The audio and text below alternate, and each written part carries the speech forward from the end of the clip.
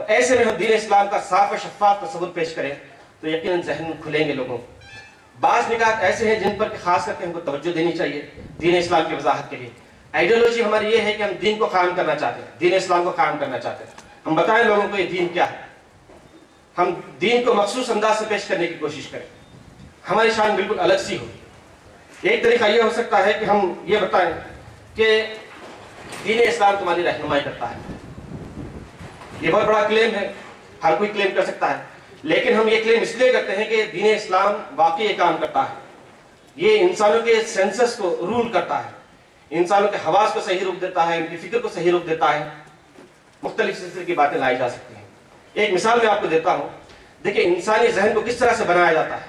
بے شمار باتیں آپ کے سامنے ہیں، بس آپ کے ذہن کو میں تازہ کر رہا ہوں۔ رسول اکرم علیہ الصلوۃ والسلام فرماتے ہیں کہ السقی، اللہ کے راہ میں خرچ کرنے والا، السقی قریب من اللہ ومن الناس ومن الجنہ، ایک سقی اللہ کے راہ میں خرچ کرنے والا اللہ سے قریب ہے، انسانوں سے قریب ہے اور جنت سے قریب ہے۔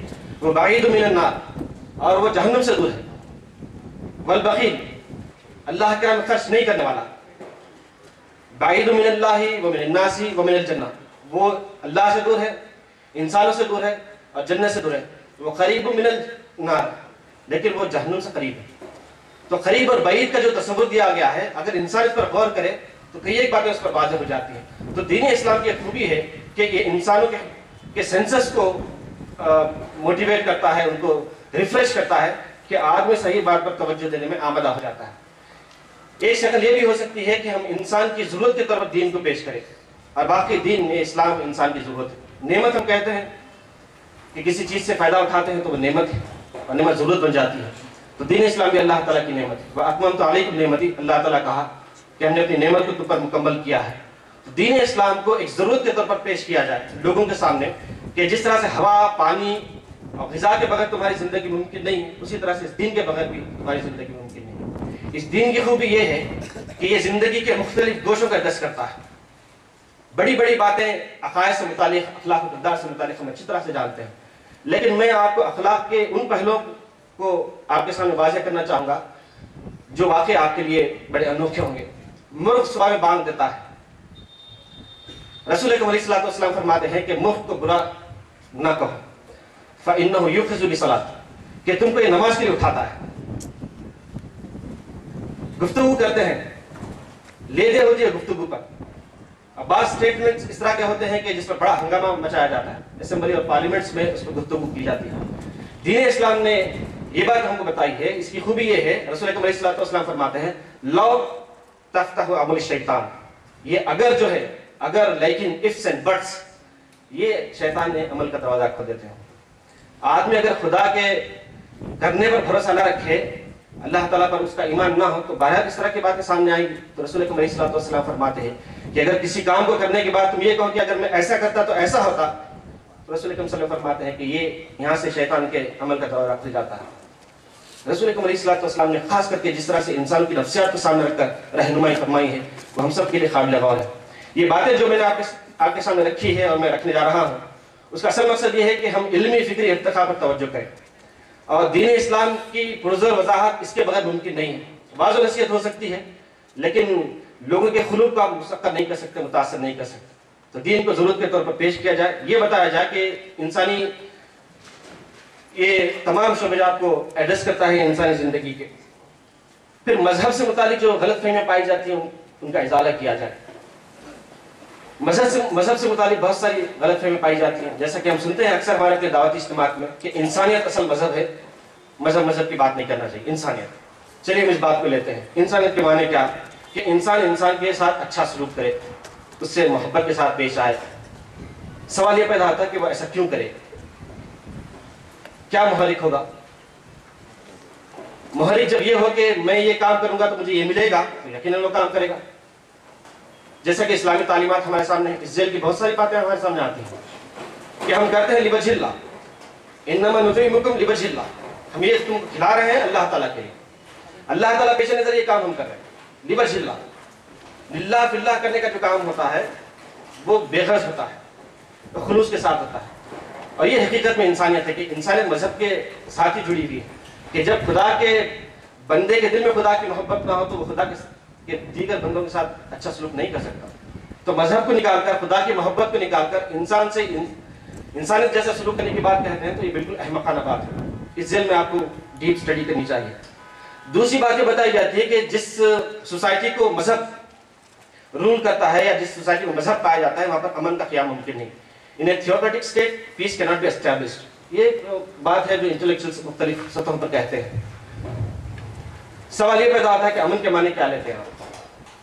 کسی ملک کی چاپلوسی کرنے سے امن آ سکتا ہے تو آپ کی بات صحیح ہو سکتی ہے. کسی ایک مسئلے کو مٹانا آپ کے نزدیک امن ہے تو دین کی ضرورت نہیں ہے. اگر واقعی امن آپ کو قائم کرنا ہے تو اصل کازز پر آپ کو توجہ دینی ہے. امن کے معنی اسلامی تعلیمات کی روشنی میں یہ ہے کہ سوسائٹی سے ظلم کا خاتمہ ہو جائے اور خوف کا خاتمہ ہو جائے. ابھی ہم نے صبح سنا درس قرآن میں اللہ تعالیٰ نے نعمت کے طور پر بات بتائی، وَلَيُبَدِّلَنَّهُمْ خَوْفًا مِّن بَعْدِ أَمْنٍ. ہم ان کے خوف کی حالت کو امن میں بدل دیں. ایک اور جگہ کہا الَّذِينَ آمَنُوا وَلَمْ يَلْبِسُوا إِيمَانَهُمْ بِظُلْمٍ أُولَٰئِكَ لَهُمُ الْأَمْنُ. کہ جو لوگ ایمان لاتے ہیں اور اپنے ایمان کو ظلم کی وجہ سے پراگندہ نہیں کرتے، خراب نہیں کرتے، انہی کے لیے امن ہے. تو امن کے معنی یہ دو موٹی موٹی چیزیں آتی ہیں. ایک تو یہ کہ ظلم کا خاتمہ ہو، اور دوسرا یہ کہ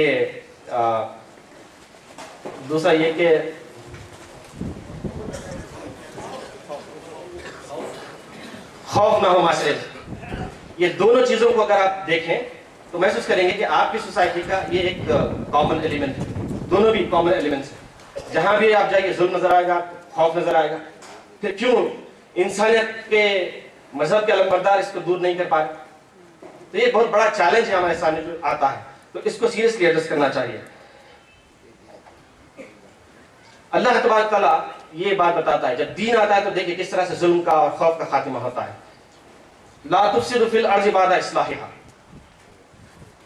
اگر پارشل وے آف تھنکنگ ہو تو ایکشن پلان بھی اسی طرح کا ہوگا. ہم دیکھتے ہیں پوری دنیا میں آج دہشت گردی موضوع بحث بنی ہوئی ہے. کہتے ہیں کہ دہشت گردی اگر ہو تو امن قائم نہیں ہو سکتا. اسلام یہ کہتا ہے کہ فساد کو معاشرے سے مٹانا چاہیے. فساد میں سب چیزیں شامل ہو جاتی ہیں، ہر طرح کا بگاڑ. فرعون کا ذکر قرآن کریم کرتا ہے کہ وہ بہت بڑا فسادی تھا. لیکن آپ دیکھیں کہ دنیا کے کسی کونے میں اس طرح کی منظم کوشش نہیں ہوتی کہ معاشرے سے فساد کو دور کیا جائے. بس ایک چند چیزیں لی جاتی ہیں اور کام کرنے کی کوشش کی جاتی ہے. نتیجہ یہ کہ امن قائم نہیں ہوتا. حالانکہ آپ دیکھتے ہیں کہ دنیا بھر میں مختلف کوششیں کی جاتی ہیں لیکن نہیں ہوتی. جب دین آتا ہے تو یہ کام ہوتا ہے. الذین ان مکناہم فی الارض اقاموا الصلاۃ وآتوا الزکاۃ. اللہ تعالیٰ کہتا ہے کہ جب ہم کسی ایمان والوں کو زمین پر اقتدار دیتے ہیں تو نماز قائم کرتے ہیں، زکات دیتے ہیں، پھر عمل بالمعروف نہی عن المنکر کا کام انجام دیتے ہیں. تو دین ایویٹیبل ہے پیس اینڈ جسٹس کے لیے.